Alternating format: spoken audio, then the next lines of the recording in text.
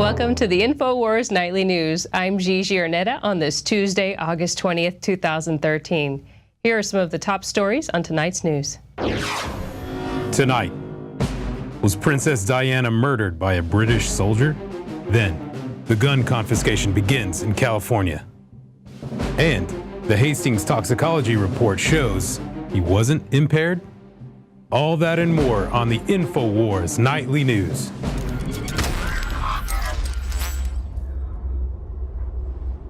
Was Princess Diana murdered by a British soldier? The Metropolitan Police assessing credibility of this new claim made in court-martial of SAS sniper Danny Nightingale. The letter says Soldier N claimed the SAS was behind Princess Diana's death, and it had been covered up. They have murdered my son and Princess Diana, and I put my finger straight to the gangster who ruling the country behind the scene, who is the head of the royal household, Prince Philip. That was Al Fayed, the father of Dodi Fayed, who was in the car with Princess Diana, and that's from a documentary where he claims that Prince Philip was actually behind the murders. Now, Google Glass gets an app to power the cyber cops and future firefighters. The app would allow public safety officers and officials to communicate in real time via streaming video from the scene, as well as to receive and view key documents, including things like building schematics, medical records of victims, live feeds of security cameras in the area, and more. It's the ultimate on-demand intel platform for agents working in the field, and a way to stay in contact with HQ and other organizations even when radio systems won't talk to each other. Well, the question is, what does that do to our Fourth Amendment rights? And how do you feel about not only the IRS, but now the police officers just to be able to have your medical records? Well, the government just won't stop. Seems like they want to keep breaking down our Fourth Amendment. Administration keeps chipping away at the Fourth Amendment, considering what's come out about the NSA's domestic surveillance accidents. It almost makes you wonder why the government would bother. But surely this information is accessible by other means. In an apparent effort to be thorough in its dismantling of the Fourth Amendment, the administration has asked the Supreme Court to rule that this amendment provides for the warrantless search of cell phones. Is it really necessary to grant law enforcement the right to search through someone's cell phone without a warrant? It's certainly not a good idea, as cell phones today carry a lot more data than they did back in 2007. When the cell phone in question was a flip phone that held little more than messages and phone numbers. So that's not enough for them as they move forward. Now, what's interesting is they've gone to the Homeland Security and given Homeland Security access to the security surveillance blimps because going into our cell phones isn't enough. According to legal precedent, the Fourth Amendment, the right to be free from unreasonable searches and seizures, does not apply along the border. By the way, the government contends the Fourth Amendment free zone stretches 100 miles inland from the nation's actual border. As part of this usurpation of power, the DHS has announced that it has the right to examine electronic devices without a warrant in the name of national security. So, of course, they're just going to do whatever they need to do to break down the Fourth Amendment. Looks like we might actually be there. And for our Second Amendment, we move to California, where one by one California agents track down illegally owned guns. In California, officials are ramping up a unique program that identifies and seizes guns from people who are prohibited from keeping them. Under state law, a legally registered gun owner loses the right to own a firearm when he or she is convicted of a crime or becomes mentally ill. This morning, NPR carried a gung-ho report on gun confiscation in California. They accompanied a gang of government employees as they went about confiscating guns, as they put it, one by one. We're riding in a caravan of 4 unmarked trucks through the bedroom communities of the San Francisco East Bay. The trucks carry 9 state agents wearing bulletproof vests and armed with .40 caliber Glock pistols and tasers. They'll spend the next 6 hours looking for illegal guns. Well, isn't that exciting and fun? But one thing that was missing from the NPR report was the constitutional perspective. Also missing was what it feels like to be on the receiving end of that. We have someone, Joe Mendez, who had this happen to him in California, and he gives a perspective of what it feels like to have your constitutional rights violated. Immediately, I got two M16 machine gun rifles within 5 inches from my face on both sides.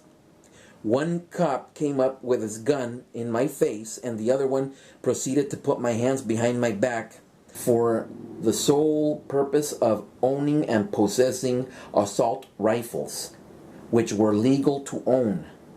See the full special report at Prison Planet TV or the Alex Jones channel on YouTube. So in California, they're confiscating guns.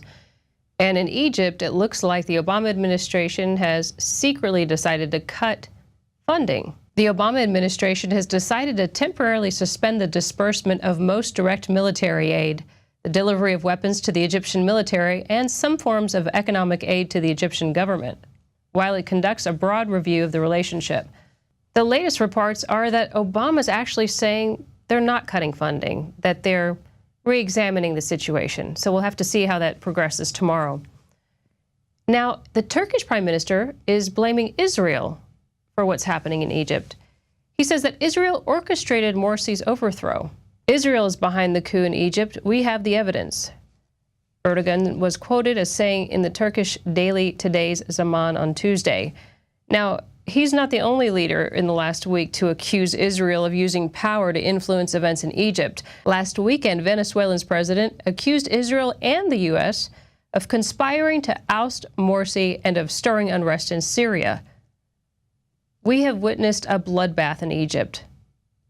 He was quoted as saying, "We warned that the coup against Morsi was unconstitutional. Morsi was kidnapped, and the responsible party for what is occurring in Egypt is the American empire, which has its hands in it. The United States doesn't have friends, it has interests, and what it wants is to control the planet." Taking over the planet is hard to argue as we look at Obamacare, which is trying to take over our country. Jakari went out and spoke with a few people to find out their true feelings about Obamacare. All right, sir, how would you rate President Obama's job performance? Overall, very well. On a scale of 1 to 10? Yes. Right now? I'd give him a 7.5. I'll give him a 6. Any particular area that you're impressed with? He speaks in complete sentences. How do you feel about Obamacare? Well, I think sometimes it doesn't benefit me personally in terms of the changes that are made, but I think it benefits people on the whole. I don't have health insurance. I don't look forward to paying premiums that I don't pay now, but hopefully the fact that we all have to sign up, those of us uninsured, will make those premiums a lot more affordable. And I'm going to join just because I think all the wrong people want me to sit on the sidelines and not join. Having Obamacare will probably make the health care that they do give not as high of standard. There's some strict premiums and guidelines with Obamacare, and we actually see employers actually cutting the hours of their employees so they can't benefit. Well, at least in some fields where workers are short, let's hope that it becomes one of those carrots. And what do you ladies think about married couples having increased premiums? So if you get married, your premiums are going to increase. I mean, I don't understand what his intentions are with that. We see about 60% of doctors say they'd rather retire early than go through all the hoops of implementing Obamacare. How does that make you feel? I think it's just going to take a cycle or two to really be able to prepare for this. I think it's kind of scary looking into the future and realizing all these people who have worked their way up into these positions. And if you see them backing out, you kind of wonder, like, yeah, I don't know that much about the situation myself. And if these people who are knowledgeable of the information and know what's going on, if they're backing out themselves, it kind of makes me worried. Where there is a gap, the market will fill it.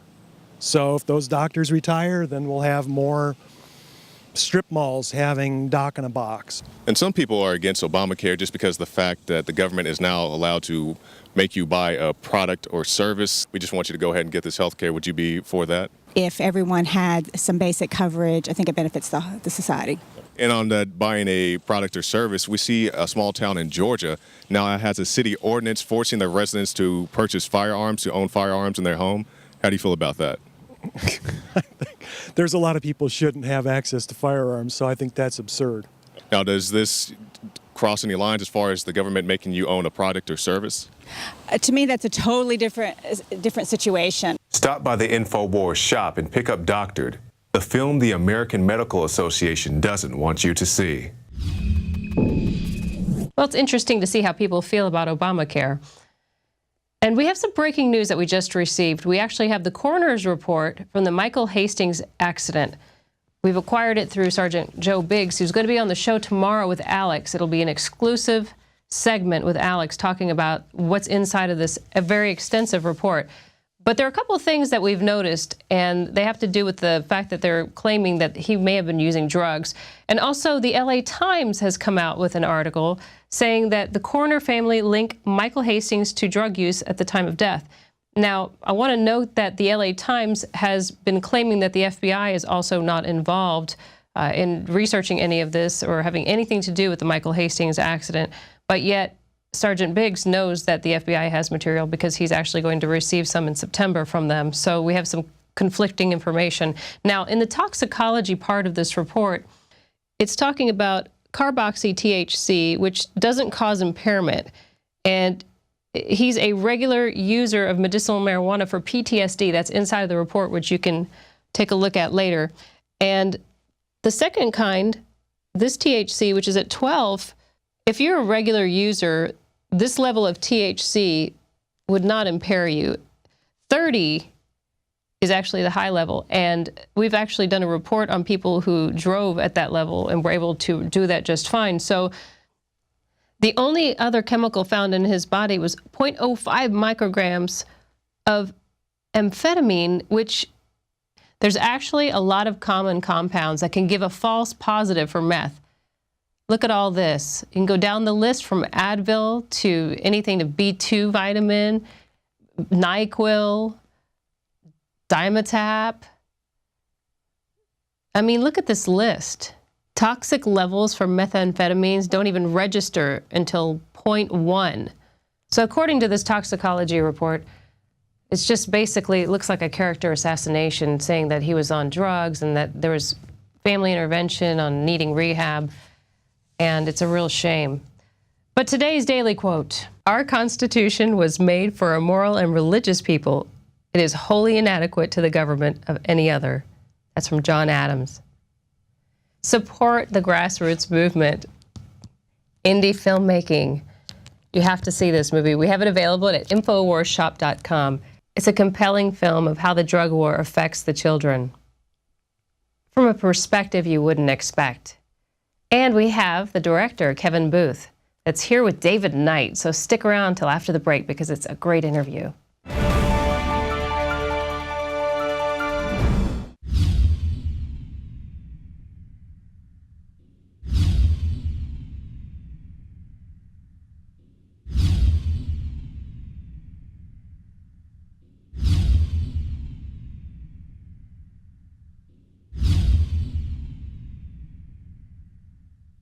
Introducing Pro One. All of your filtration in one system, portable, on the go. No more do you have 2 or 3 filters to just reduce sodium fluoride. You have a system that cuts out the sodium fluoride and up to 95% of hydrofluorosilicic acid. Advanced manufacturing technology combines silver-impregnated white ceramic with new Aquamedics advanced media for removal of fluoride and other heavy metals, all in one filter element. It is the only one that does it, and out of the gates, we have it discounted at 10% off with promo code WATER. This is the only system that in one unit helps reduce or remove pesticides, herbicides, chloramines, ammonia, and chlorine, hydrofluorosilicic acid, the most common form of fluoride not covered by other fluoride filter brands, and sodium hexafluorosilicate. Get your Pro Pure with the new Pro One filter today at InfoWarsStore.com or by calling 888-253-3139. Our guest today is Kevin Booth, filmmaker, producer of America's Drug War, The Last White Hope. That's his first documentary, and now he's following that up with a second one. Now, the first one really kind of focused a lot on prohibition, about the corruption in our government with the DEA, the CEA, talked about Freeway Ricky Ross, who was considered to be the person who kind of started the crack epidemic, and he talked about the roots of the CIA and that. So that kind of focused on government corruption and the prohibition aspect. This one really focuses more on a personal story. This is American Drug War 2. It's really kind of talking about the effect on children. You know, the government always tries to sell us their latest program or their latest war on whatever by fear, and especially fear that is focused on protecting our children. So Kevin Booth really went to the heart of the issue with this documentary, and it's going to be a real eye-opener, I think, for a lot of people. Kevin, welcome. Thank you so much for having me on here. I appreciate it. And yeah, you're absolutely right. I mean, the government put so much energy into convincing us that the drug war was in place to save our children. And so I thought the only way to follow up the first American drug war film was to show basically the effects that the drug war is truly having on children, which is exactly the opposite, of course, of what the government has been selling everybody. Yeah, it's amazing when we've seen these recent breaking story about this family in Florida that had their child taken away while they were on vacation in Louisiana. CPS took it away because of issues of marijuana. This was a family, both a mother and father were engineers. They had a very functional family, 2 young sons. After having their sons in CPS for almost a year, they had put together a plan. They, quote unquote, kidnapped their sons, took them to Cuba. But unfortunately, the Cuban government did not give them asylum. Now the parents, who were functioning members of society, are now in prison, and their children are now gone in CPS. And the stories that you have about what happens to children once they get into foster care are just amazing in this documentary. Well, you know, I mean, we decided to get into it. And to be honest with you, I didn't really get into the whole foster thing because I'm making a film. I mean, my wife and I truly were looking to start a family. We couldn't have children of our own, and we decided to take the foster care route. There's 35,000 children in the foster care system here in Los Angeles County alone, 35,000 kids. Wow. And so we decided, like, you know, there's got to be a kid out there that we could help, and we could be a family to. And so we went through the program. We had to go through the whole indoctrination into it, and met a lot of nice people, and joined a really nice agency here in Hollywood. And but it's funny because, you know, I've heard, you know, being around Alex and all these stories, you always hear the horror stories about Child Protective Services and all this, and DCSF and all these government agencies. So it was interesting to kind of come in it through the other direction. And now we entered through the door as parents looking for kids. And so, and we really did enter into it as with, you know, parents with an open heart looking to build a family, and not, you know, some conspiracy-minded filmmaker. Well, you know, I was working on the movie over here that was separate from this, and before you know it, we have this little child in our house, and before you know it, we're being court-ordered to give her Adderall at 6 in the morning. Yes. Yeah, which is amphetamine, and we're being court-ordered to give her barbiturates at night. We discovered that the home that she had just come from before us had 10 children living in basically just little tiny beds, all like crammed together. You know, the more kids they can fit into one house, the more money they make. Wow. And they would give all the children speed in the morning and tranquilizers at night. It's just a way to just keep the flow of the house going. And I know that from personal experience. So I have friends who adopted through the foster care system. We've adopted 2 children. One was an open adoption, the other was a foreign adoption. And we were, quite frankly, we knew about what was going on with the foster care stuff and with CPS, and that's why we did a foreign adoption for the second one. But like I said, we have friends who have done that through the foster care system, and we know how that is, how the government mandates putting them on these very dangerous, very strong drugs. But of course, they're sold by big pharmaceutical companies.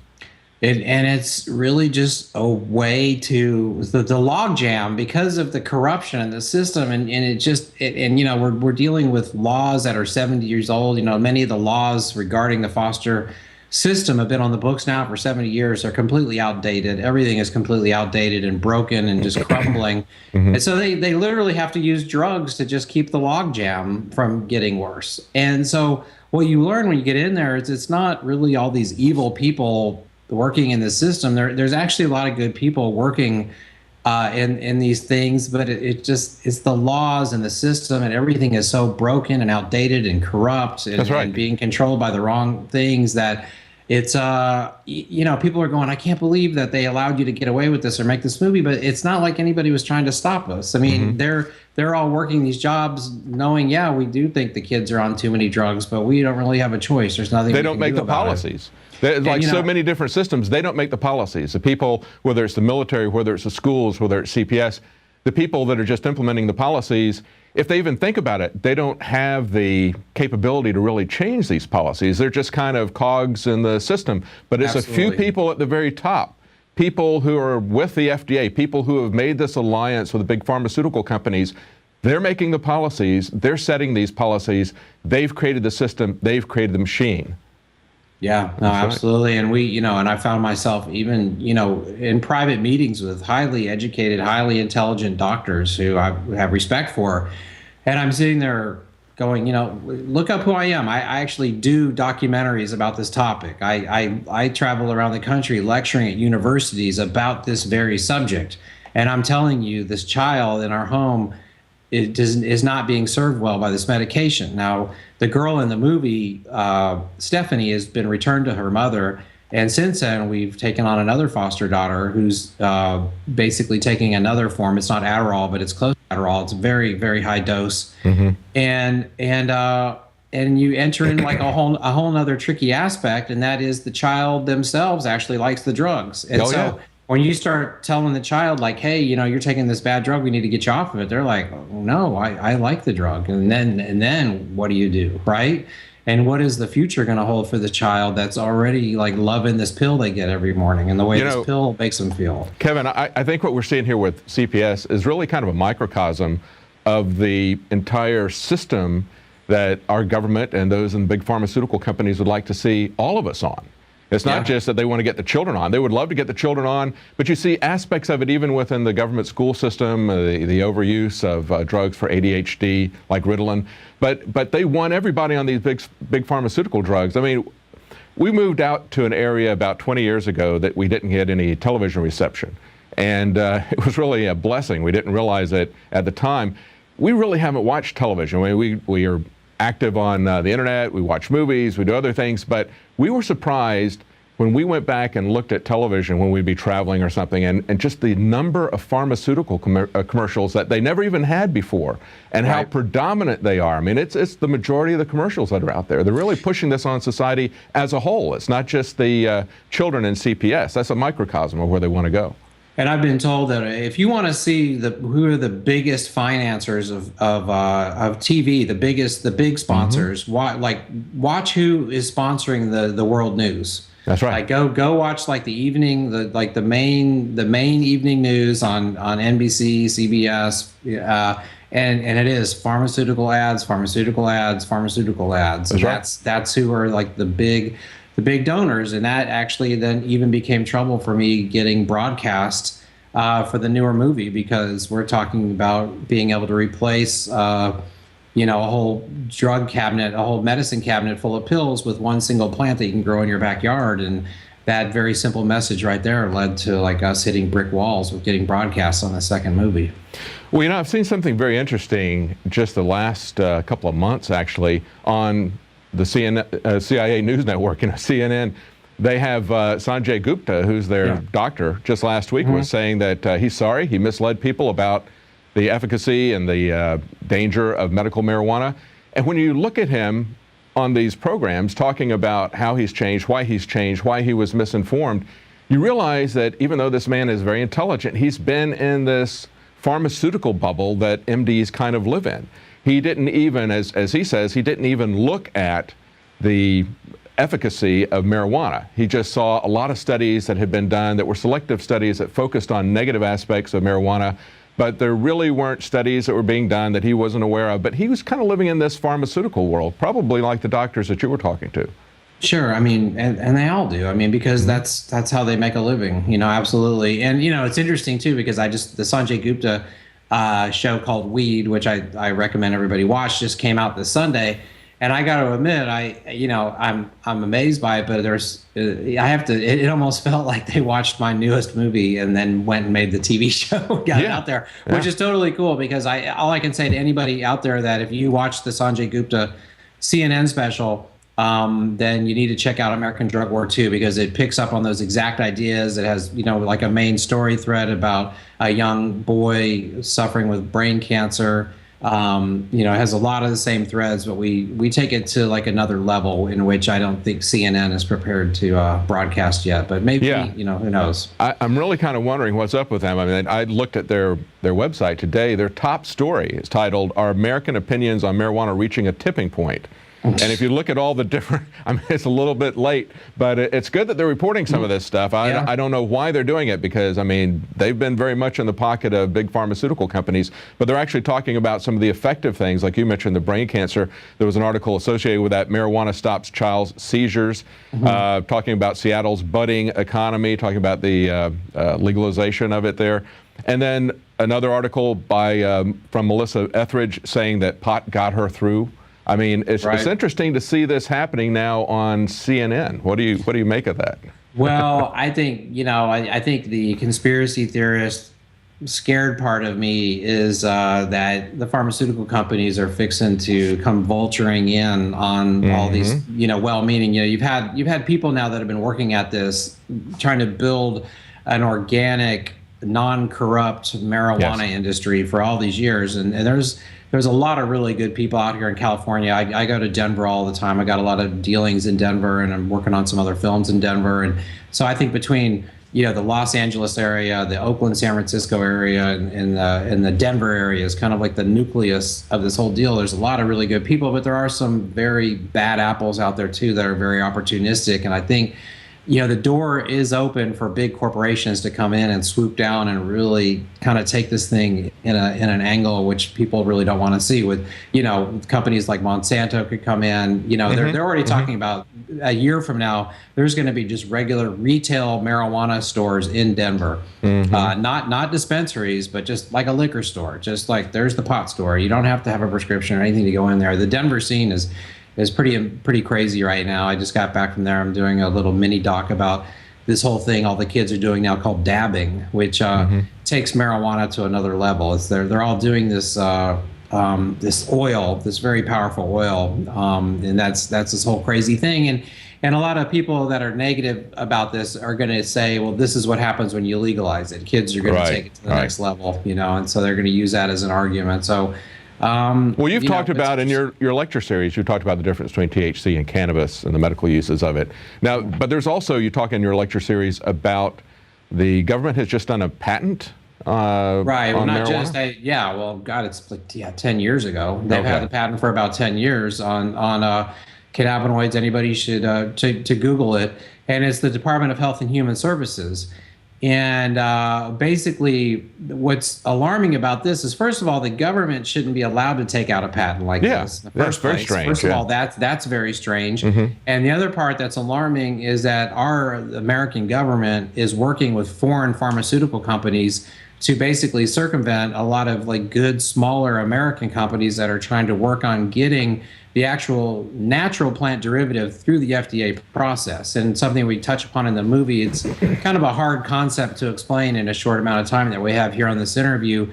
But you can't, with the definition of a patent, you can't really patent a plant. It's too much. You can patent a molecule, you can patent a compound, but you can't patent a plant. And that's why these these companies come in here. And I think the fear that a lot of people in the marijuana industry are having is that if we don't fight the way that the pharmaceutical companies could take this thing, and that is, instead of you being able to grow a single plant in your backyard, that you can treat your anxiety, your sleeplessness, your pain, your nausea, their whole laundry list of things with, they're going to try to basically tear the marijuana plant down into like 40 different prescription medications to where you have to take this pill based on these 1 or 2 cannabinoids that we find are best for sleep. Then you have to take this spray to use these 2 cannabinoids that we find are best for pain. Or they might go in and genetically modify it, combine it with a scorpion stinger or something like that. I mean, that's the kind of thing that we've seen them do in the past, just so that they can own it and control it. Well, Kevin, thank you so much for talking to us. We're real excited about this documentary, a very powerful way to get the truth out to people. There we go. There's the documentary right there. Yeah, And, only on INFOWARS. Only on INFOWARS can you get the DVD. We're the sole dealer for that. We've got something of a truth cartel going on there with that. Absolutely. Well, thank you very much. We look forward to seeing people to get this truth out to their neighbors and friends. And a great way to do that is to just hand them a DVD. Thank you, Kevin. Absolutely, guys. Thank you so much. Thanks. And you can get that DVD at the InfoWarsStore.com. We have it available as a combo pack or with the original film, where you can save $7, or you can get them individually. And that's the American Drug War, The Last White Hope, that's the first one, or the second one, American Drug War, Cannabis Destiny, Part 2 of the American Drug War. Well, that's it for tonight. We'll be back tomorrow at 7 Central, 8 p.m. Eastern.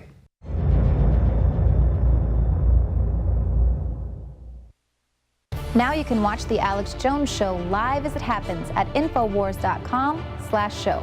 You'll find links to all of our content there and a free 15-day trial for Prison Planet TV. More than 60 movies and documentaries all in one place at Infowars.com/show.